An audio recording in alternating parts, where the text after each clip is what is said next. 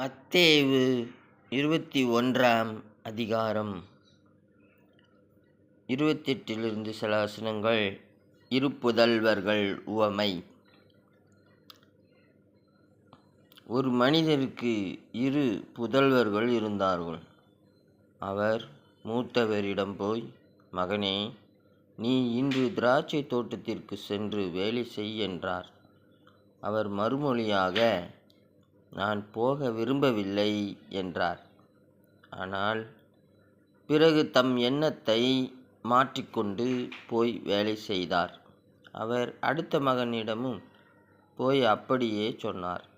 அவர் மறுமொழியாக, நான் போகிறேன் ஐயா என்றார். ஆனால் போகவில்லை. இவ்விருவருள் எவர் தந்தையின் விருப்பப்படி செயல்பட்டார் என்று கேட்டார்.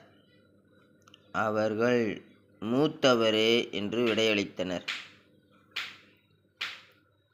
இயேசு அவர்களிடம், வரி தண்டுவோரும் விலை மகளிரும் உங்களுக்கு முன்பாகவே இறையாட்சிக்கு உட்படுவர் என உறுதியாக உங்களுக்கு சொல்கிறேன்.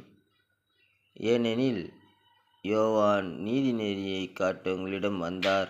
நீங்களோ அவரை நம்பவில்லை. மாறாக வரி தண்டுவோரும் விலை மகளிரும் அவரை நம்பினர்.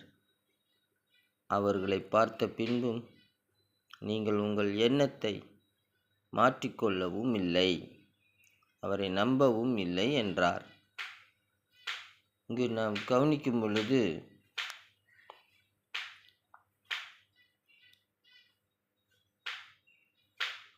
வரி தண்டுவோரும் விலை மகளிரும் உங்களுக்கு முன்பாகவே இறையாட்சிக்கு உட்படுவர் என உறுதியாக உங்களுக்கு சொல்கிறேன் என்று இயேசு கிறிஸ்து சொல்லியிருக்கிறார். ஆகவே பாவிகளாக இருக்கிறவர்கள் கடவுளுடைய காப்பாற்றுதல்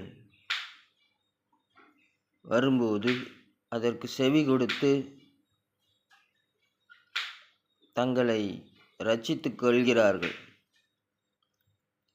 இப்படிப்பட்டவர்கள்தான் முதலாவது பரலோக ராஜ்யத்துக்குள்ளே நுழைய முடியும் என்று அவர் விவரித்திருக்கிறார். இயேசு மீது அன்புடையவர்களாக இருக்கிறோம். கடவுள் மீது அன்புடையவர்களாக இருக்கிறோம். நீதி நெறி கட்டளைகளை கடைபிடிக்கிறோம். நாங்கள் பரலோக ராஜ்யத்துக்குள் நுழைவோம் என்று நம்பி கடவுளுக்கு செவி கொடுத்து வாழவில்லை என்றால் அப்படிப்பட்டவர்கள் நரக ஆக்கினைக்குத்தான் உட்பட வாய்ப்புகள் இருக்கிறது. இவ்வாறு அவர் விளக்கங்களை தெளிவாக கொடுத்திருக்கிறார். கடவுளுக்கு மகிமை உண்டாக. ஆமென்.